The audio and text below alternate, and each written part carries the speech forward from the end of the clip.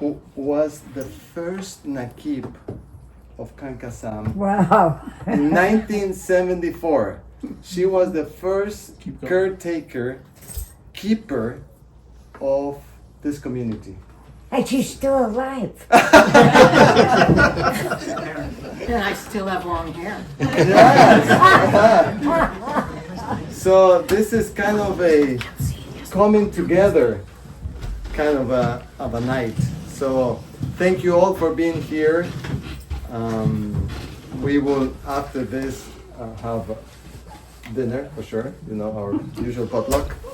And thank you for the neighbors to also come. It's so beautiful you've been part of the community at large. And to all the people who have been for years coming this way, and for the newer to, you know, this is your home.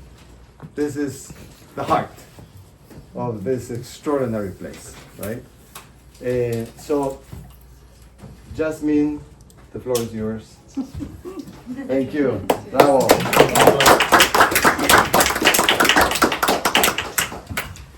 So can everyone hear me? Yes. Good. I met Murshid Sam Lewis in February of 1968. At that point, he was living in the Mentor Garden down on Presida Avenue. I'm sure you all know it. And he had invited whoever was interested to come and sit on the floor of his living room upstairs, and then he would give lectures. He would read from the world scriptures. He would read from Hazrat Inayat Khan, most particularly. And then he would make comments. He read from Papa Ram Dass and a lot of Zen books. And primarily he was indescribable to a 19-year-old girl. Yes, absolutely. Tell us what he was like, though. So he was, see, I'm 5'2". He was 5 feet. So I could look him right in the eyes. He had more energy than anybody. And he had a twinkle in his eye. You couldn't knock him over. He could not be intimidated or flustered. I was thinking about this just coming up the hill tonight, because he used to like to teach us the walks and the breaths and the spins of the elements. And so if you were going to go up the hill, which we did a lot, you'd do the fire breath, because the fire breath is sharp intake, and it helped you go up the hill. Well, if you're coming down the hill, then you're doing the water breath, because it's a long out breath, it's to the left. So it helped you go down the hill. So his teaching was primarily practical, but also I would say the heart center was his grounding. That's what he always stressed. And all of his teachings circled back to that. There was a point when he started seeing dances in his dreams. And after he was seeing them, he would take us downstairs at the Mentor Garden, and the downstairs was a garage. With 2-car garage, you'd pull one in and then you pull the other one in, and then they drip oil on the floor, and there were, tools hanging on the walls. But they'd pull the cars out and we would do what he said. He'd seen a dance or he'd seen a walk, and so we were practicing it. There were maybe at that point about 35 of us. And over time, his dances became more elaborate. He decided that he was going to grow his hair long because his students' hair was long. He had come from a wealthy family, but his family and he were estranged. So he was renting one of the rooms in his house to another gentleman who would always leave when we were doing our classes. God knows what he thought. But after his parents died and then his brother died, he inherited the money that was part of his, what by rights, his finances. And at that point then, he started wearing beautiful robes, and he would take us out to dinner, and he started traveling more. But primarily, he was such an amazing person, just a person who had magnetism. So much so that we just wanted to be with him. I lived in Marin County. We came into San Francisco every day to be with him. If he wasn't teaching in San Francisco and he was living in Novato at the Garden of Inayat, we would go up there. So after Murshid died in January of 1971, Wali Ali, who had been his esoteric secretary, stayed on at the Mentor Garden and continued his work.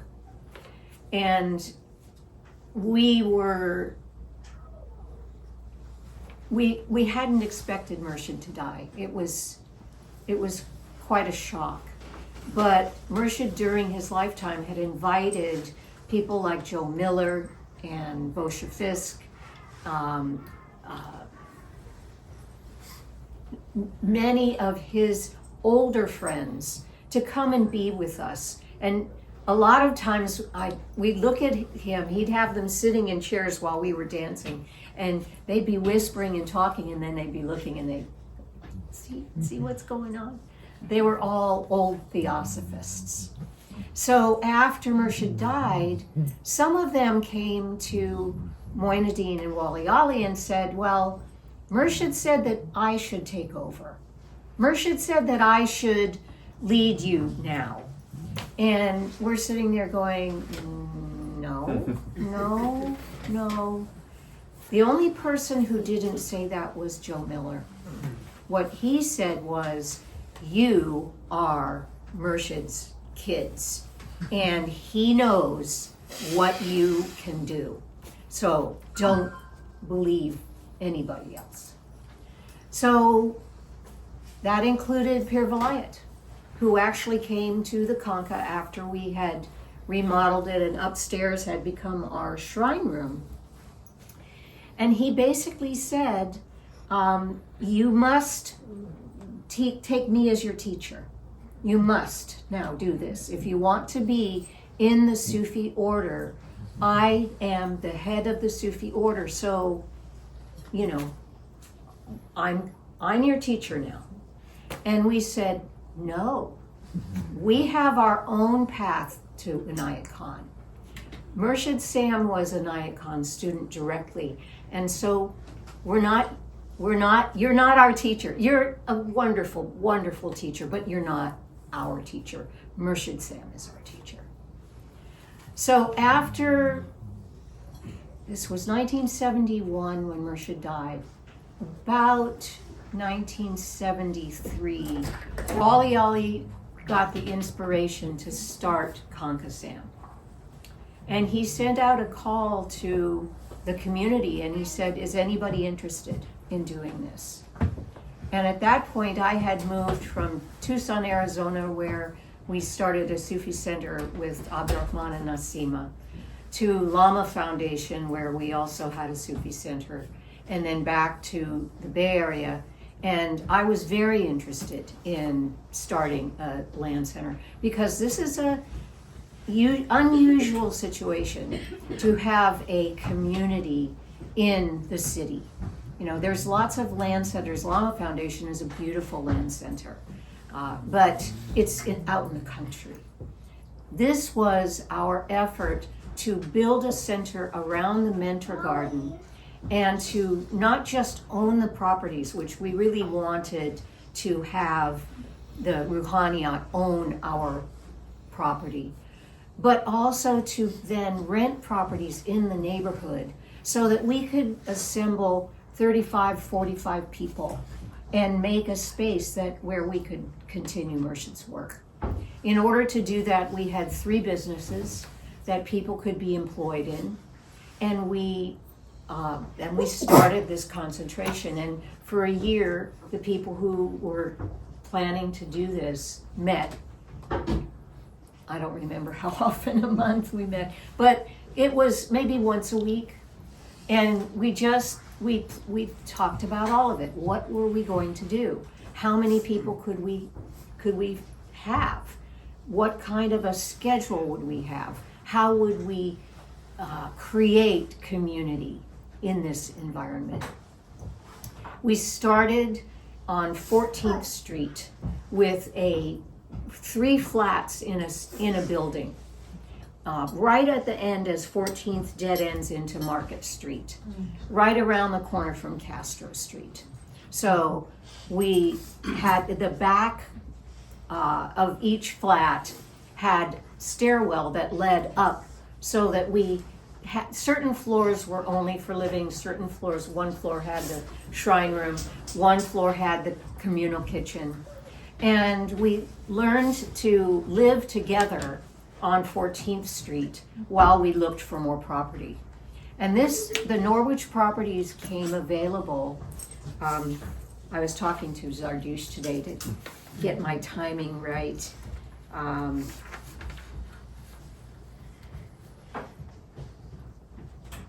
We moved in to the Norwich properties in April of 1976. We'd been living on 14th Street, and then we bought these properties, and we actually moved to the properties in 76.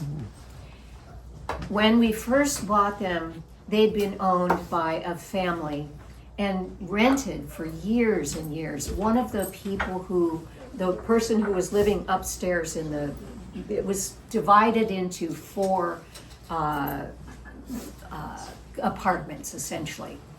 And the person who was living upstairs had been living there 40 years, and he did not want to move.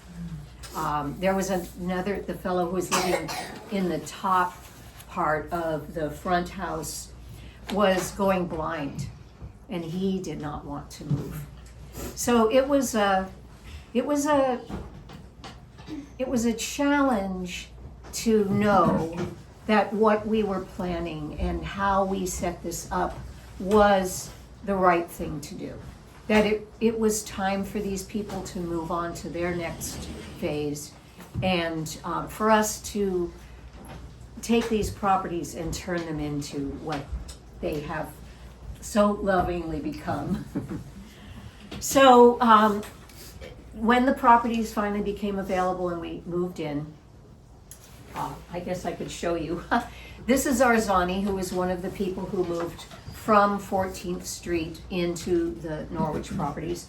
The very first thing we did was we had to start knocking down walls, because this was the sort of the basement, but it wasn't even, there was nothing finished about it.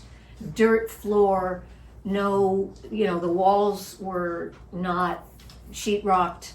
I believe that there was even a partial wall here, because that part of it we had to build and put in the gas for the stoves and the electricity for the refrigerators.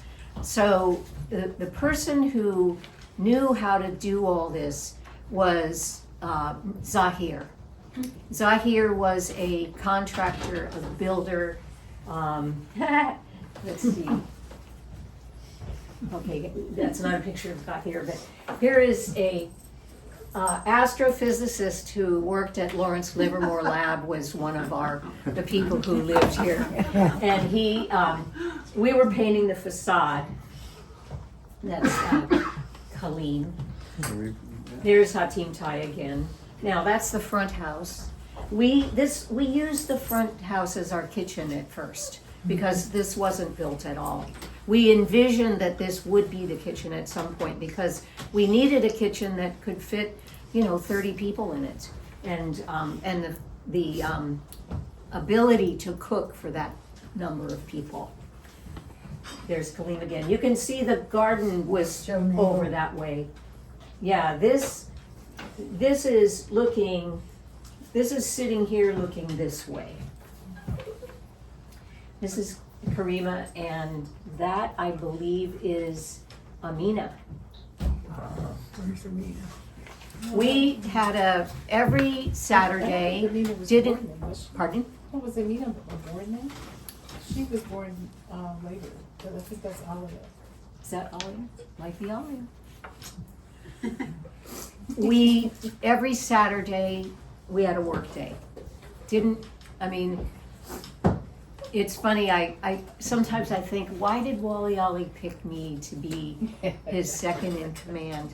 And I realized that because there was an awful lot of discipline that had to be, created, because we were on a mission. We were gonna reform, we were gonna make these properties habitable and beautiful and something for the community. And people who haven't lived in a spiritual community before may not know that the key word is spiritual, which means you are on a path, and living together is its own form of spiritual practice. But in terms of our schedule, in the morning you got up at a certain point, everybody did practice. Then we had breakfast, then you went to work. You came home. If you weren't working, you were working on the properties. You came home at night, practice and then dinner. And then usually some kind of a class afterwards. But that was the weeknights. The weekends, Saturday was a work day, non-negotiable.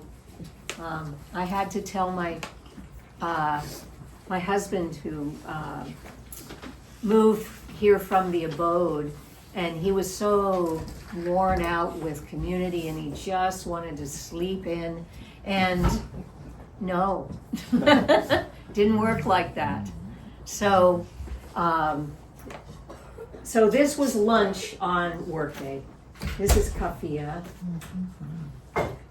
You can see now from the lower house looking up. Down here, this wasn't the kitchen yet. That's my son and that's me. Nizamuddin and Uwais. Me and Nizamuddin.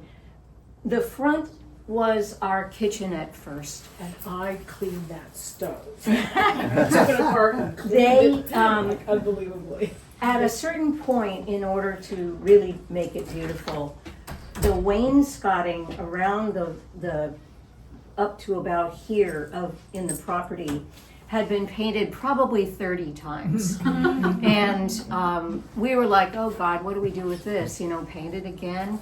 Well, I don't remember whose great idea it was, but we removed the boards and turned them around, and they were beautiful redwood. Wow. So then we just sanded them and put them back. And in the process, you could see the years of colored paint that everybody who had been in that had painted it orange and black and gray and white. It was so nice when it got turned around. I painted, I don't know whatever happened to it, but I painted the Fatiha around the doorway. Still there. Is it there? Oh wow! Yay! That was me coming home from work at Rainbow Bridge and having dinner, putting my kid to bed, and then sitting down and painting until 3 a.m. for month and a half. Wow. Yeah, it was great. So here's Zahir. He was, if Zahir hadn't been part of this project, it wouldn't have happened, because he knew how to do everything. He could pour concrete, he could, knock down walls, he could sheet rock, he could hang Scaffolding. scaffolding and then teach you how to stand on it without falling off. It's so funny because Wally Ollie got involved with all of it. It was really lovely. I was talking to Zardush today to ask him, I'm going to go and talk to these people. What do you remember? And he said, you know what I remember? I got to live with my spiritual teacher. I got to see him every day. I got to paint the hallway with him. And he said, what a blessing. What a blessing that is. It's remarkable to have that. So there's Wally Ollie up on the roof.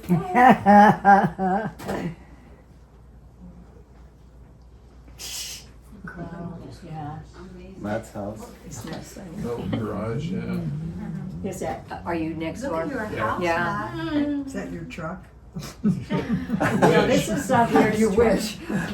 Zahir got that truck for $25 from a guy in Berkeley who thought it was just a wreck.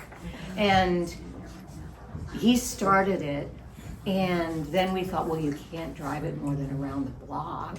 But he kept going with it and going with it. And then my family lived in Marin, and we were gonna go visit them in Berkeley, and he's driving down the freeway going about 40 miles an hour in the truck. And a police officer came up behind him and said, if you can't get that thing to go any faster, get off the road. So he's like, okay. Here's Wally Ollie again. They're making progress.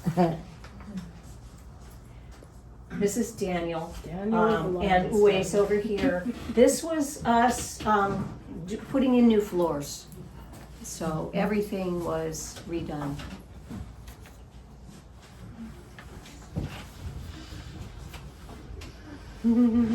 So Zahir's getting a back rub, much deserved.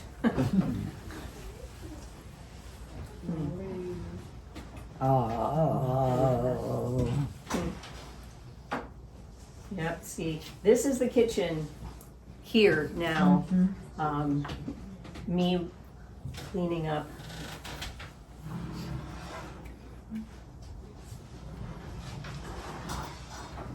Polly's house. Isn't it? That's This house. yeah, would be your house, right, over here. No. Yes.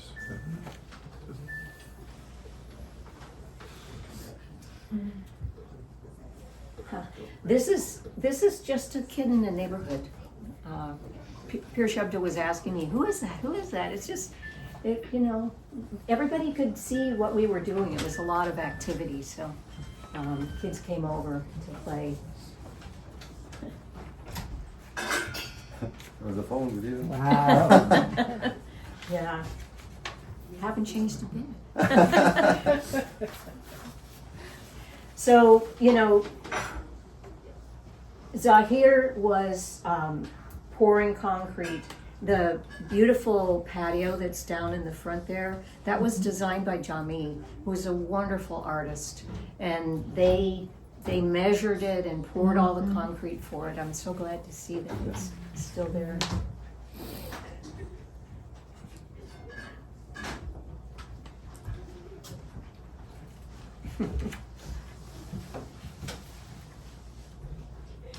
There's Zardush. This is actually, he told me today he thinks that's 14th Street. Yeah, I think it is. That's Sardush? Yeah. Yeah, he's so funny. He tells me he wasn't sure he was going to like the Sufis because they're such hippies. I'm going, oh yeah. So, This is down here in the park? yeah, it is the Mentor Garden. That's on the corner. This is down this where the Mentor Garden would be.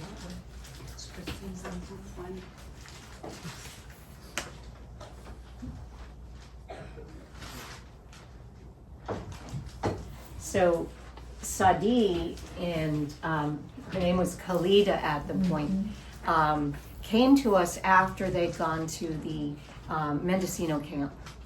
and they showed up at the Khankah and said, we're, sign us up. So they joined us at a certain point. At that point, we started doing the universal worship service, and it was something that Pure Moinadine was very interested in, so most of us got involved in. This is Jami. You may know Uwais. And There's Sabir. Zardusht. And Khadija next to Wali Ali with the baby. That's right, 2 babies. That must be Alia and then Nishama. Nina. Mina was the last one. That's it. Is that it? Yeah. Good. So, do you guys have any questions? Gratitude, a lot of gratitude. Seeing the pictures and seeing what this was, it was just dirt on the bottom and Oh, walls yeah. that were falling down and none of this beauty at all. Absolutely. Like the And windows, upstairs, everything. When we first went into the room upstairs that the gentleman had lived in for 40 years, That was gross. I looked at the walls and I went, oh my God, who would ever paint the walls this brown color? It's so ugly, but Oh my God, brown, that's an and then awful we color. started washing them because we were gonna paint it. Used to. They were pink, Oh. pastel pink.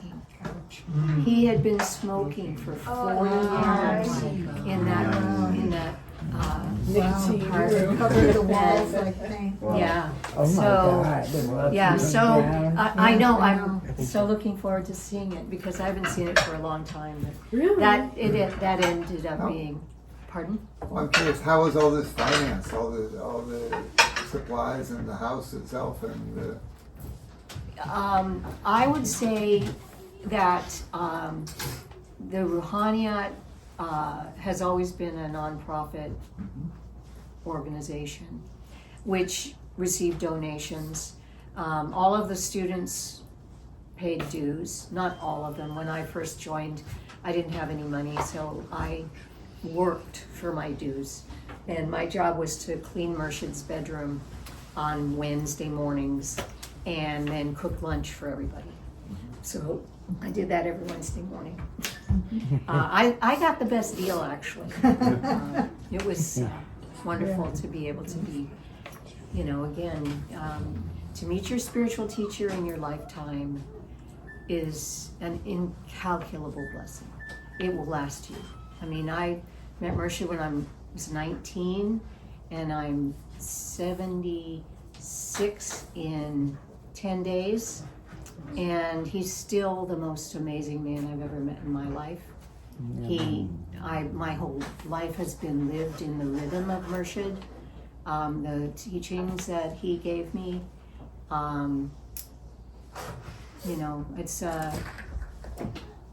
It's amazing. How about the neighbors in those days? I don't think we knew the neighbors. We didn't.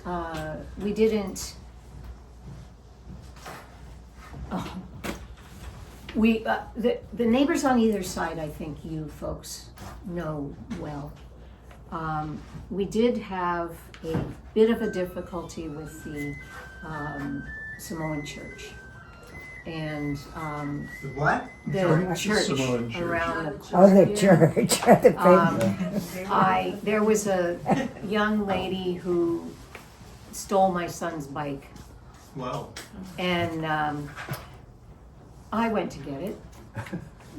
I'm the mother. Yeah. I am the adult, and so I saw her walking down the street hauling my son's bike. And so I went up and I grabbed the bike and I said, "Excuse me, this does not belong to you." And she turned around and she punched me in the face. And I fell over like, I'm the adult. What is this? I mean, she was bigger than me, but So I'm still holding on to the bike saying, "You must stop. Just stop." And she really wanted the bike.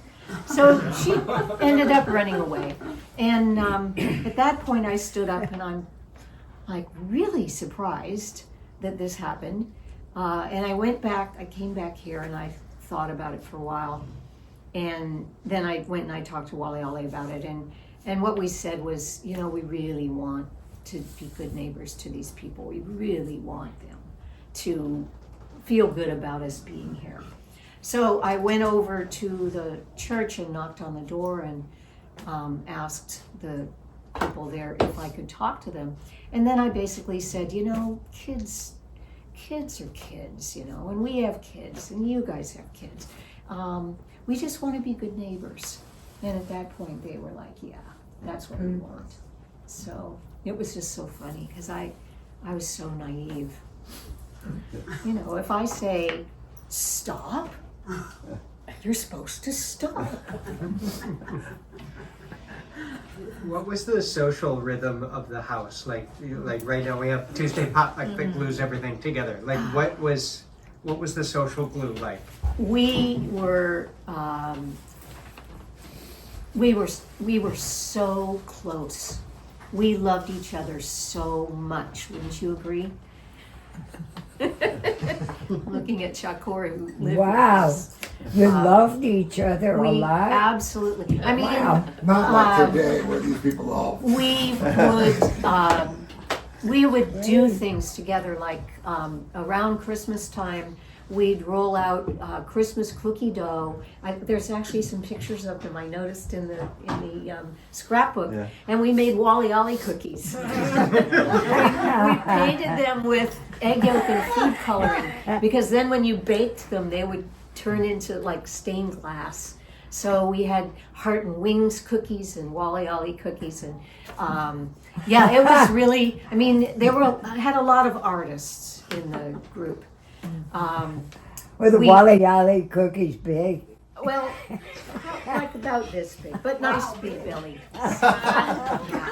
We also had a talent show, and we just did silly things. It was. We did a lot of classes. That's really what we did. We were here to practice and to work, but we also, we had Gathas and Geethas and other types of classes, lots of dancing. But it was really wonderful to be able to get close to people. And I've always loved living in community.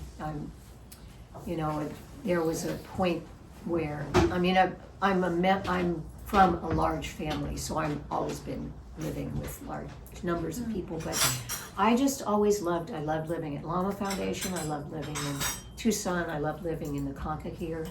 Loved living in Marin and in the various Sufi community houses. So, and I don't know, you guys who live in community, you just get so close to people, and it feels so wonderful to make friendships like that.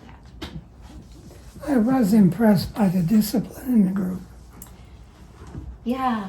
If you didn't want to practice and work, you shouldn't live in the Khankah.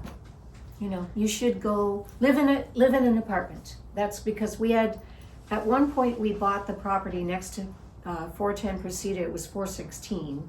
So we had that house also. And then there were a number of houses dotted around that were all rentals.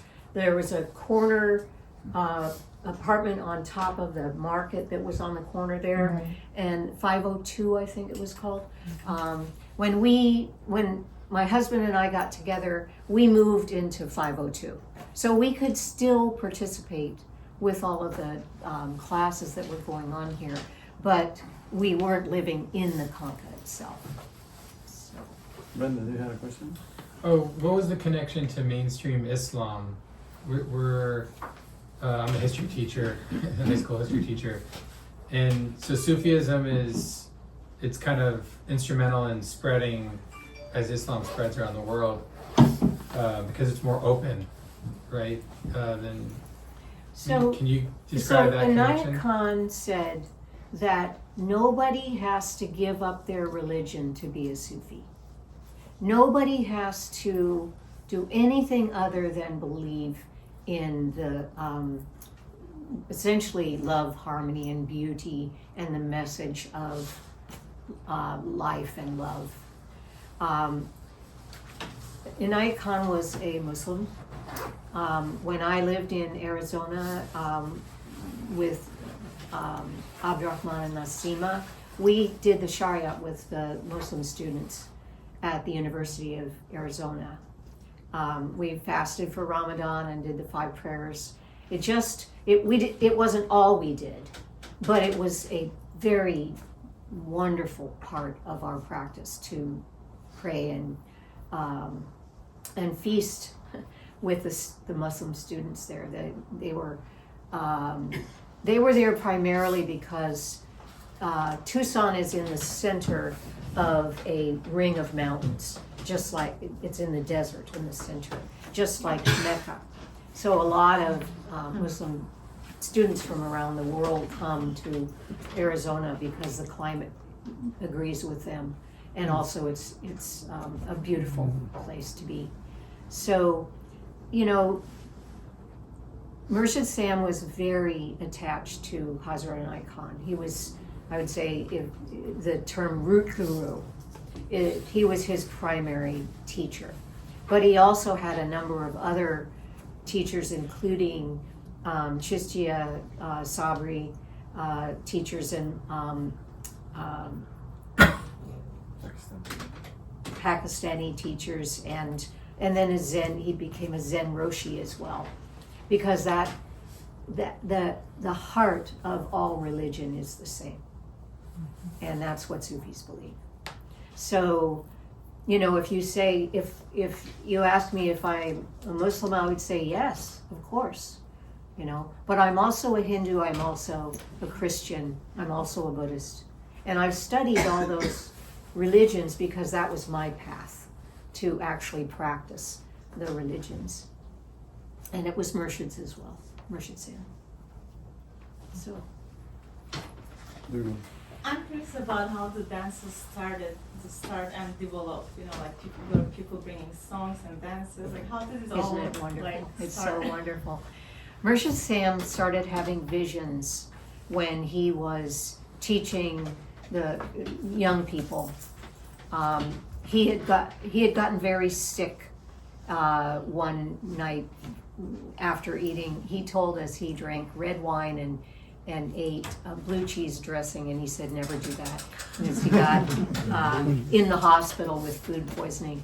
But Wow. he had a vision at that point that he was going to be the spiritual leader of the hippies.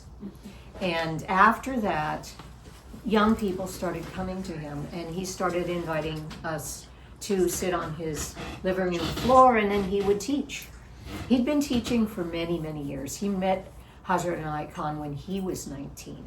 Yeah. So he had a full, rich life.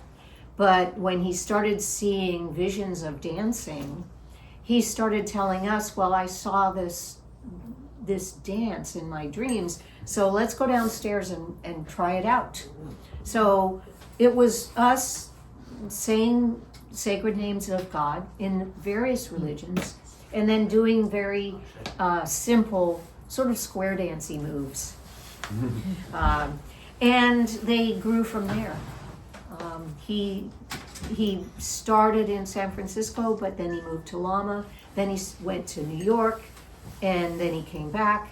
And just before he died, he was going around the country, essentially, teaching dancing and other things.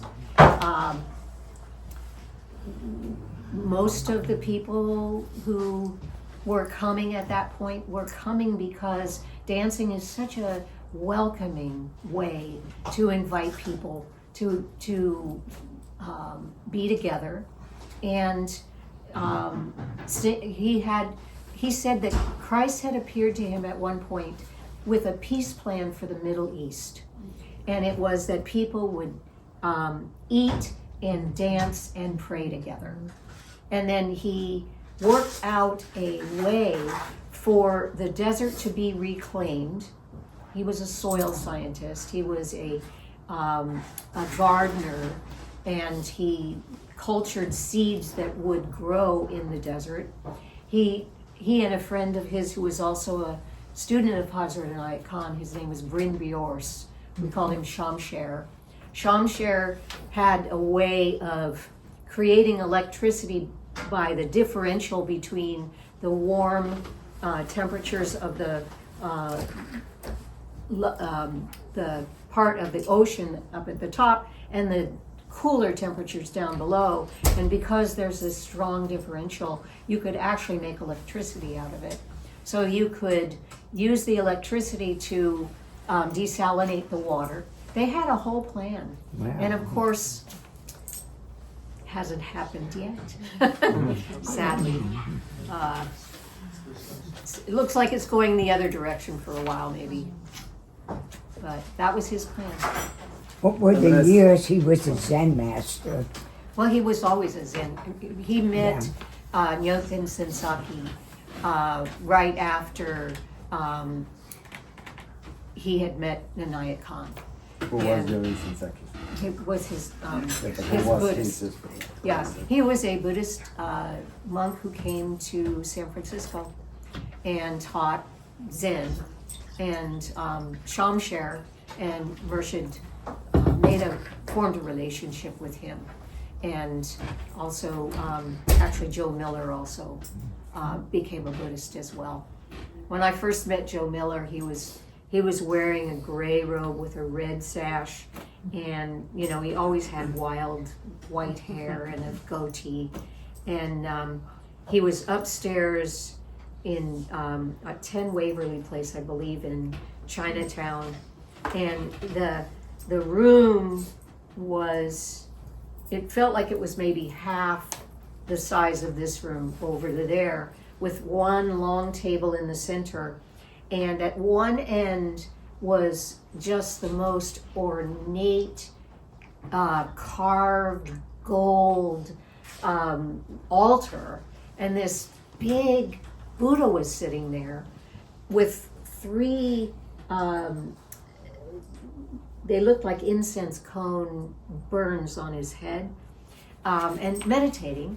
So Murshid had said, come, we're gonna go see this guy. And so I went, and a couple of other people, and we walked in the door and sat down, and we were meditating. And then the bell would ring, and we'd stand up and we'd walk around the table, just walk around the table, and then the bell would ring, we'd sit down again, meditate some more. And then finally, ding, ding, ding, ding, ding, everybody was done. And Joe Miller got out a book. And I don't know how many of you probably heard him, but he had the most amazing vaudeville operatic voice. And he never just sang softly.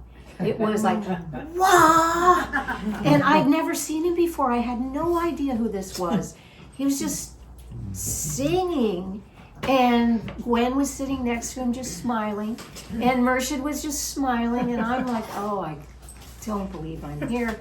And so then he stopped, and he started declaiming a little bit, and then he started singing again, and I'm fascinated, and all of a sudden everybody's laughing. And I turned and looked, and the Buddha had stood up. He was enormous, and walked over, and he stood behind Murshid Sam, and he wrapped his arms around him and picked him up bodily out of his chair, and laughed, and Murshid was laughing. His name was Master Toulon. He was a monk, and the school of monks that he was part of meditated for peace by burning 3 cones of incense on their head. And they would sit until the incense burned down and burned their head, and then they lit 3 more. And they sat, and that was their meditation for peace.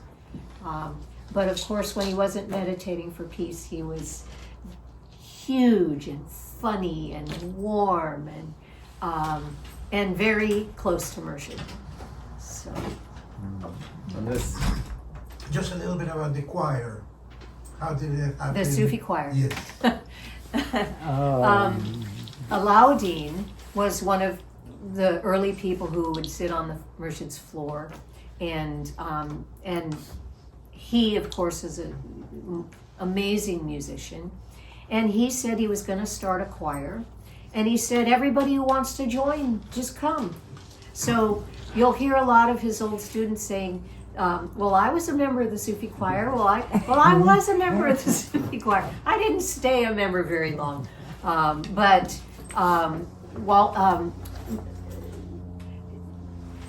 Alauddin used to say he could teach anybody to sing. You know, it was really a matter of becoming aware of your breath and your voice. And, you know, he really was serious about it. He had been a jazz musician. He played in San Francisco at the clubs. He was very accomplished. But he started a Sufi choir, which actually became quite accomplished and made several albums.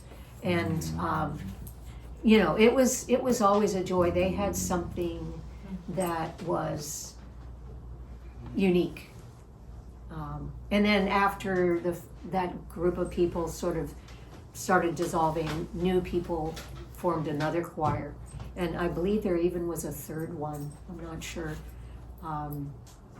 But I was living in Tucson when the first album came out, and it was such a breath of home to hear it and to see all my friends on the front cover, and it was great. And then we invited Wally Ali and Khadija to come to Tucson and do a dance camp for a whole week in Tucson. And we would go to the parks at night under the moon and dance. It was really beautiful. So. Was dancing part of the choir? I don't believe, well, I'm